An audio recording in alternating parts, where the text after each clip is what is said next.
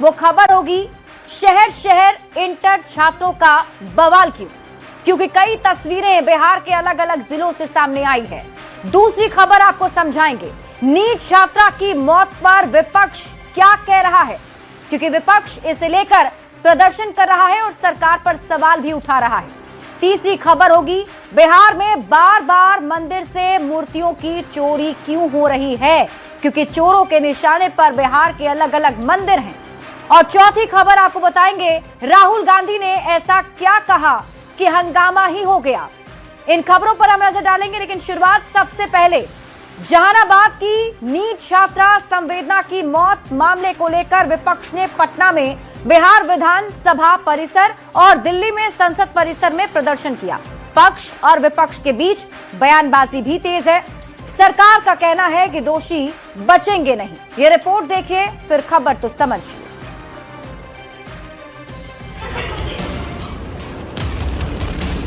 पटना में रहकर नीट की तैयारी कर रही छात्रा संवेदना की मौत को 22 दिन हो गए, लेकिन सवाल और सियासत पटना से लेकर दिल्ली तक जारी है। हत्या हुई है या क्या हुआ है, उसका सही तरीके से जांच नहीं हो रहा, उसके परिवार को न्याय मिले। पटना में बजट सत्र शुरू होने से पहले विपक्ष ने संवेदना को इंसाफ दिलाने के लिए बैनर पोस्टर के साथ प्रदर्शन किया, तो दिल्ली में आरजेडी के सांसदों ने संसद परिसर में बैनर पोस्टर लेकर प्रदर्शन किया। विपक्ष का आरोप है कि सरकार ने आरोपियों को बचाने के लिए पूरे मामले को सीबीआई को सौंप दिया है। सीबीआई के जांच में भेजने का मतलब है कि आरोपी को बचाना। विपक्ष के आरोपों का जवाब बीजेपी के प्रदेश अध्यक्ष संजय सरावगी ने दिया। तो वो लोग ही कह रहे थे कि इसको सीबीआई को देना चाहिए, सीबीआई को देना चाहिए, और आज जब सीबीआई को दे दिया गया तब क्यों शोर मचा रहे हैं। सत्ता पक्ष के नेताओं ने कहा कि विपक्ष पहले सीबीआई जांच की मांग कर रहा था, जब सरकार ने सीबीआई जांच की सिफारिश कर दी तो मुद्दा विहीन विपक्ष अब दूसरा राग अलाप रहा है। मेरी मंशा साफ है, कोई भी आरोपी होगा नहीं बचेगा। बता दें कि 11 जनवरी को पटना में रहकर नीट की तैयारी कर रही जहानाबाद की छात्रा संवेदना की संदेहास्पद स्थिति में मौत हो गई। घर वालों ने हॉस्टल संचालक से लेकर पुलिस और डॉक्टर तक पर सवाल उठाया है। इसके बाद सरकार ने पूरे मामले की जांच सीबीआई को सौंपने की अनुशंसा कर दी है। न्यूज़ 18 के लिए पटना से आनंद, अमित और शैलेंद्र के साथ ब्यूरो रिपोर्ट। देखिए, संवेदना की मौत पर जहां एक तरफ जांच चल रही है, दूसरी तरफ परिजनों को इंसाफ का इंतजार है, तो सियासत भी जमकर हो रही है। अब संवेदना की मौत मामले को समझने के लिए अब तक के घटनाक्रम को समझना जरूरी है। तो आइए जल्दी से आपको बताते हैं कि इस पूरे मामले में अब तक क्या क्या हुआ है। इसकी शुरुआत देखिए 5 जनवरी से हुई थी, जब नीट की छात्रा घर से हॉस्टल वापस लौटी थी। इसके ठीक अगले दिन यानी 6 जनवरी को रात में उसने खाना खाया और फिर अपने कमरे में चली गई। 7 जनवरी को 17 साल की छात्रा हॉस्टल में बेहोश मिली। इसके बाद 7 जनवरी से लेकर 10 जनवरी तक इलाज के लिए हॉस्पिटल में भर्ती कराई गई। 11 जनवरी को ही इलाज के दौरान नीट की छात्रा की मौत हो गई। इसके बाद अगले दिन 12 जनवरी को पोस्टमार्टम रिपोर्ट में सेक्सुअल असॉल्ट की पुष्टि नहीं हुई, यानी कि पहला जो पोस्टमार्टम रिपोर्ट आया उसमें सेक्सुअल असॉल्ट की पुष्टि नहीं की गई थी। फिर 13 जनवरी को शव को करगिल चौक पर रखकर परिजनों ने जमकर हंगामा किया। उसी दिन 13 जनवरी को 6 नामजद और 150 अज्ञात लोगों पर पुलिस ने केस दर्ज किया। 13 जनवरी को ही पटना में शंभू हॉस्टल पर पथराव और तोड़फोड़ किए गए। 15 जनवरी को पटना पुलिस ने माना कि सेक्सुअल असॉल्ट हुआ है, क्योंकि 16 जनवरी को पोस्टमार्टम रिपोर्ट में रेप की पुष्टि भी हो गई। 16 जनवरी की तारीख को ही गृह मंत्री सम्राट चौधरी ने इस पूरे मामले पर संज्ञान लिया और 16 जनवरी को ही डीजीपी के आदेश पर जांच के लिए एसआईटी का गठन कर दिया गया। 17 जनवरी को पटना पुलिस पर मिलीभगत का आरोप लगा। फिर 18 जनवरी को रेप केस मैनेज करने के लिए दबाव बनाया जा रहा है, छात्रा के पिता ने ये आरोप लगाया। 20 जनवरी की तारीख को एसआईटी की टीम फिर से हॉस्टल पहुंची और 21 जनवरी को एसआईटी की टीम ने जहानाबाद में 2 लड़कों से पूछताछ की। एफएसएल की टीम साक्ष्य की जांच के लिए भागलपुर गई और 22 जनवरी की तारीख को क्या किसी नेता मंत्री के बेटे को बचाया जा रहा है, ये सवाल पूर्णिया सांसद पप्पू यादव ने उठाए। 22 जनवरी की तारीख को ही एसआईटी जांच में छात्रा के कमरे से एंटी डिप्रेशन की दवा बरामद की गई, जो सूत्रों के हवाले से जानकारी है। इसके ठीक 2 दिन के बाद 24 जनवरी को डीजीपी से पीड़ित परिवार ने 8 मांगे की।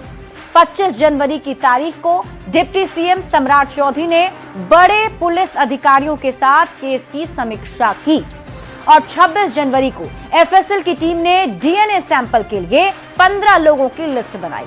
इसके बाद अगले दिन 27 जनवरी की तारीख को डीएनए सैंपल लेने वाले लोगों की लिस्ट एसआईटी ने बढ़ाकर 25 कर दी, यानी 25 लोगों का डीएनए सैंपल लिया गया। 28 जनवरी को संवेदना केस में एसआईटी ने पॉक्सो एक्ट भी जोड़ा। इसके बाद एफएसएल की रिपोर्ट आई और एफएसएल की रिपोर्ट में छात्रा के अंडरगारमेंट में मेल स्पर्म मिलने की पुष्टि हुई। 29 जनवरी की तारीख को एसआईटी ने 5 संदिग्ध को हिरासत में लिया, जिससे कड़ी पूछताछ हुई। 30 जनवरी को सीआईडी, एफएसएल और एसआईटी की पड़ताल जारी रही। जांच के दायरे में 18 से लेकर 21 साल के 4 से 5 संदिग्ध युवक रहे। 30 जनवरी को गृह मंत्री सम्राट चौधरी के आवास पर आईजी, एसएसपी समेत तमाम अधिकारियों के साथ फिर से समीक्षा बैठक हुई। यही नहीं, डीजीपी के आवास पर भी समीक्षा बैठक हुई, जिसमें मृतकों के परिजन भी मौजूद थे। 31 जनवरी को नीतीश सरकार ने संवेदना केस की सीबीआई जांच की अनुशंसा कर दी, यानी कि सीबीआई से जांच कराने की अनुशंसा मुख्यमंत्री की तरफ से की गई। अब आप खबर तो समझिए। देखिए, सरकार ने सीबीआई जांच की सिफारिश कर दी है। विपक्ष अब इस पूरे मुद्दे को लेकर सरकार को घेर रहा है। आरोप लग रहे हैं कि मामले को दबाया जा रहा है, सीबीआई जांच के जरिए मामले को दबा दिया जाएगा। विपक्ष ये आरोप लगा रहा है। विपक्ष और घर वाले सीबीआई जांच की मांग कर रहे थे, सरकार का कहना है। मतलब सरकार ये कह रही है कि पहले से मांग की जा रही थी और अब जब अनुशंसा कर दी है तो इस पर सियासत हो रही है। सीबीआई जांच की अनुशंसा की वजह को अब आप समझिए। देखिए, पुलिस और एसआईटी ने 17 से ज्यादा दिनों तक इस पूरे मामले की जांच की। पटना से लेकर जहानाबाद तक जितने भी संदिग्ध दिखे, जो उन्हें मिले, उसके सैंपल जुटाए गए। पुलिस से लेकर डॉक्टर तक से पूछताछ की गई। परिवार के एक एक व्यक्ति को भी एसआईटी की टीम ने खंगाला। यहां तक कि पीड़िता के रिश्तेदारों को भी संदेह के रडार पर लिया गया और इतनी लंबी जांच पड़ताल के बाद भी खुलासा नहीं हुआ। पुलिस 360 डिग्री घूमकर अपनी शुरुआत वाली थ्योरी पर ही आ गई। शुक्रवार को फिर डीजीपी ने कह दिया कि छात्रा के साथ रेप नहीं हुआ था। पुलिस ने इसे पूरी तरह से सुसाइड का मामला बताया है। अब पुलिस के नकारे जाने पर संवेदना की मां का सब्र जवाब दे गया और इसीलिए मां ने मीडिया के सामने आकर पुलिस पर गंभीर आरोप लगाए। मां ने आरोप लगाया कि पुलिस पूरी तरह से बिक चुकी है। पूरा मामला जब उलझता हुआ दिखा तो सीएम नीतीश कुमार ने हस्तक्षेप किया। निष्पक्ष और पारदर्शी जांच के लिए सीबीआई जांच की अनुशंसा कर दी गई। हालांकि अब इस अनुशंसा पर भी बिहार की सियासत गरमाई हुई है और विपक्ष इसे लेकर प्रदर्शन करके सरकार को घेरने की कोशिश कर रहा है। बढ़ेंगे आगे और बात अगली खबर की। बिहार में इंटर की परीक्षा के दौरान हर शहर में परीक्षा केंद्र पर बवाल हुआ। कहीं मारपीट की तस्वीरें सामने आई तो कहीं छात्र रोते बिलखते नजर आए। देर से पहुंचे छात्रों को जब एग्जाम सेंटर में घुसने नहीं दिया गया तो जमकर बवाल हुआ है। सबसे पहले आप ये रिपोर्ट देखिए, फिर खबर तो समझिए।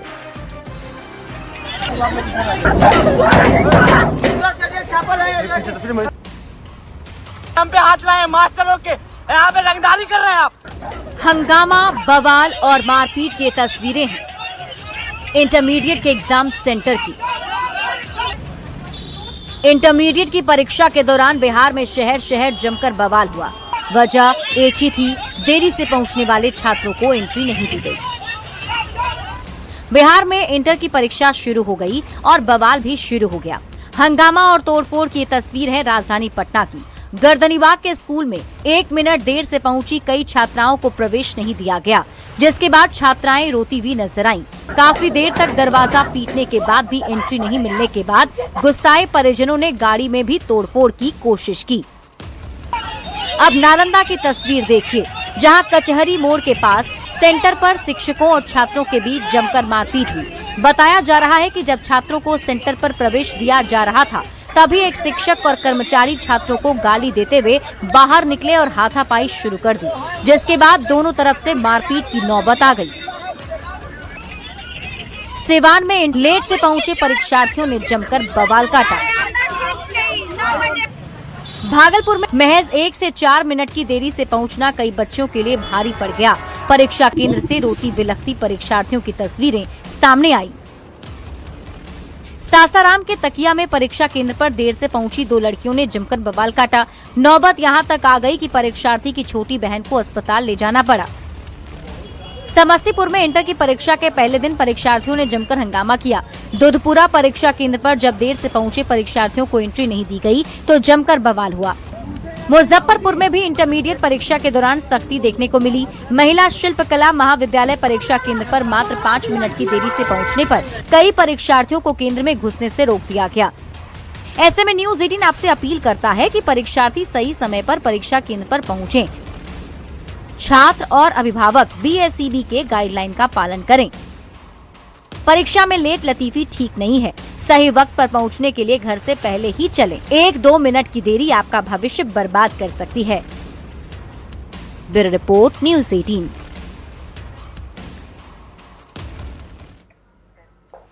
तो देखिए, बिहार में आज इंटरमीडिएट की परीक्षा शुरू हो गई है और अलग अलग जिलों से जो तस्वीरें सामने आई उसमें बवाल ही होता हुआ नजर आया। अब आप खबर तो समझिए।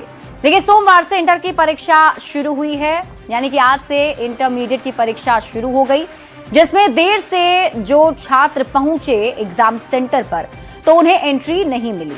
इस बीच रोते बिलखते स्टूडेंट नजर आए। एंट्री नहीं मिली तो गुस्सा भी भड़क उठा और वो गुस्सा तस्वीरों में दिखा भी। बड़ी बात यह है कि कोई 1 साल की कहानी नहीं है। हर साल कुछ छात्र देर से ही पहुंचते हैं और देर से पहुंचने पर इन छात्रों को एंट्री नहीं मिलती है। फिर वो दुखी होते हैं, फिर उसके बाद हंगामा होता है। जबकि इंटरमीडिएट परीक्षा की तारीख और समय पहले से तय है। अगर जाम की समस्या है तो थोड़ा पहले घर से निकल लेते।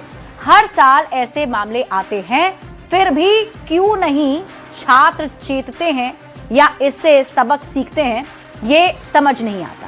अब न्यूज 18 फिर से छात्रों को याद दिला दे रहा है कि इंटरमीडिएट की पहली पाली की परीक्षा 9:30 बजे से शुरू होती है, जिसके लिए 8:30 बजे से एंट्री शुरू हो जाती है और 9 बजे तक गेट बंद हो जाता है। यानी कि छात्रों को किसी भी हाल में 9 बजे से पहले तो एग्जाम सेंटर पर पहुंचना ही होगा। वहीं दूसरी पाली की जो परीक्षा है वो दोपहर 1 बजे से, जिसके लिए दोपहर 12 बजे से एंट्री शुरू हो जाती है और आपको जो गेट है वो 12:30 बजे बंद कर दिया जाता है।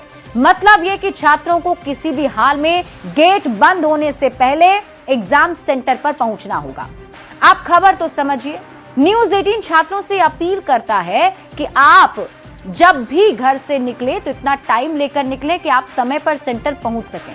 हो सकता है कि आपको सड़क पर कभी जाम की समस्या मिले, तो जाम की समस्या अगर है तो थोड़ा पहले आप अपने घर से निकल जाइए। थोड़ी जल्दी करेंगे तो ये रोने की नौबत नहीं आएगी और आपका जो मौका है एग्जाम से छूट जाने का वो नहीं होगा और आप आसानी से एग्जाम सेंटर में जा सकेंगे। बढ़ते आगे और बात अगली खबर की। बिहार में लगातार चोरों के निशाने पर मंदिर है। समस्तीपुर के देवधा गांव में राम जानकी मंदिर ठाकुरबाड़ी में चोरों ने अष्टधातु की पुरानी बेशकीमती मूर्ति पर हाथ साफ कर दिया। मंदिर में चोरी के बाद आक्रोश का माहौल है। ये रिपोर्ट देखिए, फिर खबर तो समझिए। Do not cross crime scene. मंदिर के गेट पर लगे पीले रंग की पट्टी लगी है। मंदिर के बाहर लोगों की भीड़ जुटी है। पुलिसकर्मी मंदिर के गर्भगृह के बाहर खड़े होकर तफ्तीश में जुटे हैं। ये तस्वीर है समस्तीपुर के देवधा गांव के राम जानकी ठाकुरबाड़ी मंदिर की, जहां चोरों ने मंदिर में 100 से ज्यादा पुरानी अष्टधातु की बेशकीमती मूर्तियों की चोरी कर ली। चोरी की गई मूर्तियों में राम जानकी, लक्ष्मण और लड्डू गोपाल की प्रतिमा शामिल है। सभी प्रतिमा का वजन करीब 40 किलो के आसपास है। मंदिर में भगवान की प्रतिमा चोरी होने के बाद लोगों में आक्रोश है।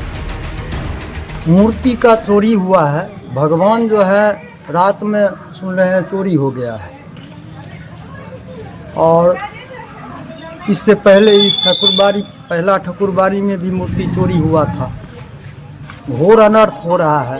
कौन सा स्थान है से मूर्ति चोरी हुआ है? छुटकी ठाकुरबाड़ी राम जानकी मंदिर कहते हैं। कितने मूल्य की ठाकुरबाड़ी न होगा, कितने मूल्य की मूर्ति होगी? करोड़ों का होगा। 40-50 केजी का वेट था। 4 गो मूर्ति था। 8 साल पहले भी देवधा गांव के एक मंदिर में इसी तरह प्रतिमा की चोरी हो गई थी, लेकिन तब प्रतिमा बरामद नहीं हो सकी थी। एक बार फिर गांव में चोरों ने मंदिर को निशाना बनाया, लेकिन मंदिर में चोरी की ये कोई पहली घटना नहीं है। बिहार में चोरों के निशाने पर मंदिर हैं। गोपालगंज के थावे मंदिर में माता की मूर्ति से गहनों की चोरी के बाद बिहार के कई जिलों में ऐसी वारदातें हो चुकी हैं। बड़ा सवाल है कि बिहार में मंदिर निशाने पर क्यों है? क्या पुलिस मंदिर की सुरक्षा में फेल है? मूर्तियों की चोरी के पीछे बड़ी साजिश तो नहीं? करोड़ों की मूर्तियां कैसे चोरी हो रही हैं? क्या इनके पीछे कोई बड़ा सिंडिकेट काम कर रहा है? न्यूज़ 18 के लिए समस्तीपुर से मुकेश कुमार की रिपोर्ट। तो देखिए, एक बार फिर से मंदिर में चोरी की वारदात को अंजाम दिया गया है और बार बार मंदिर से मूर्तियों की चोरी क्यों हो रही है, ये सवाल फिर से खड़ा हो गया है। अब आप खबर तो समझिए, बार बार मंदिर से मूर्तियों की चोरी आखिर क्यों हो रही है? ये सवाल इसलिए पूछे जा रहे हैं क्योंकि बिहार में कई प्राचीन मंदिर हैं। इन मंदिरों में मूर्तियां काफी पुरानी होती है और पुराने मंदिरों में अष्टधातु की मूर्तियां होती है। अष्टधातु की मूर्तियां काफी कीमती होती है, मतलब उसका मार्केट वैल्यू काफी ज्यादा होता है। पैसों के लिए चोर मूर्तियों की चोरी करते हैं। समझने वाली बात यहाँ ये है कि बिहार सरकार की बिहार मंदिर चहार दीवारी निर्माण योजना है। पंजीकृत मंदिरों की सुरक्षा सुनिश्चित करने के लिए योजना भी है। मंदिरों को सुरक्षित रखने के लिए चहार दीवारी की बात, फिर भी मंदिरों में चोरी की घटनाएं होती जा रही हैं। तो ऐसे में मंदिरों में सीसीटीवी कैमरे लगाने की जरूरत है, क्योंकि पता ही नहीं चलता है कि आखिर किस तरीके से चोरी हो गई। अगर कोई चोरी करने यहाँ पर आता है तो कैमरे में उसका चेहरा कैद हो जाएगा। सीसीटीवी लगेगा तो चोरों के अंदर एक डर भी बैठेगा। मतलब मंदिरों की सुरक्षा को चुस्त दुरुस्त करने की जरूरत है ताकि चोर इसे निशाना ना बना सके और जो बार बार मंदिरों में चोरी हो रही है उसे रोका जा सके। बढ़ेंगे आगे और बात अगली खबर की। लोकसभा में राष्ट्रपति के भाषण पर चर्चा के दौरान भारी हंगामा हुआ। दरअसल नेता प्रतिपक्ष राहुल गांधी ने चर्चा के दौरान डोकलाम का जिक्र किया। जैसे ही राहुल गांधी ने डोकलाम का जिक्र किया, भारी हंगामा हो गया। पूरे हंगामे की इनसाइड स्टोरी इस रिपोर्ट में देखिए।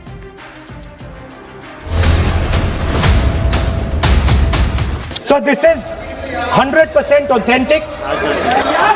100% authentic. संसद के बजट सत्र का चौथा दिन। मौका था राष्ट्रपति के अभिभाषण पर चर्चा का और बोलने के लिए खड़े हुए नेता प्रतिपक्ष राहुल गांधी। नेता प्रतिपक्ष राहुल गांधी ने चर्चा के दौरान डोकलाम का जिक्र किया। जैसे ही राहुल ने डोकलाम का जिक्र किया, भारी हंगामा हो गया। राजनाथ सिंह ने इस पर आपत्ति दर्ज कराई। This is about when 4 Chinese tanks were entering Indian territory. They were taking a ridge in Doklam, and the army chief writes, and I quote from an article that is quoting his book. क्या वह पुस्तक प्रकाशित हुई है जिसमें यह सब सारी बातें उन्होंने लिखी हैं? यदि प्रकाशित हुई है तब तो आप उसका उल्लेख करिए, नहीं प्रकाशित हुई है तो उल्लेख करने का कोई औचित्य नहीं है। राहुल गांधी पूर्व सेना अध्यक्ष मनोज मुकुंद नरवणे की किताब में चीन और डोकलाम के बारे में लिखे बयान को बताना चाहते थे, लेकिन राजनाथ सिंह ने कहा जिस किताब की बात राहुल गांधी कर रहे हैं वो छपी ही नहीं, तो कैसे उसका रेफरेंस दिया जा सकता है। हमारी पार्टी के ऊपर मेंबर ऑफ पार्लियामेंट ने सवाल उठाया। मैं ये रेज नहीं करने वाला था, मैं नहीं रेज करने वाला था, मगर उसका जवाब देने के लिए मैंने ये निकाली। तो आज सदन में जमकर हंगामा हुआ। राहुल गांधी के जैसे ही बयान सामने आए उस पर हंगामा शुरू हो गया। लेकिन अब आप खबर तो समझिए। लोकसभा में सोमवार को जमकर हंगामा हुआ। राहुल गांधी के बयान पर लोकसभा में हंगामा हुआ, जिस पर दोनों ही सत्ता पक्ष और विपक्ष के नेता हंगामा करते नजर आए। राहुल गांधी के बयान पर संसद में बवाल क्यों हुआ, अब आप ये सोच रहे होंगे तो इसका जवाब भी जान लेते हैं। दरअसल राहुल गांधी डोकलाम में चीनी टैंक के घुसने का दावा कर रहे थे। उनका दावा था कि डोकलाम में चीन के जो टैंक हैं वो घुसे हुए हैं। राहुल गांधी जिस किताब का हवाला दे रहे थे वो पब्लिश नहीं हुई है।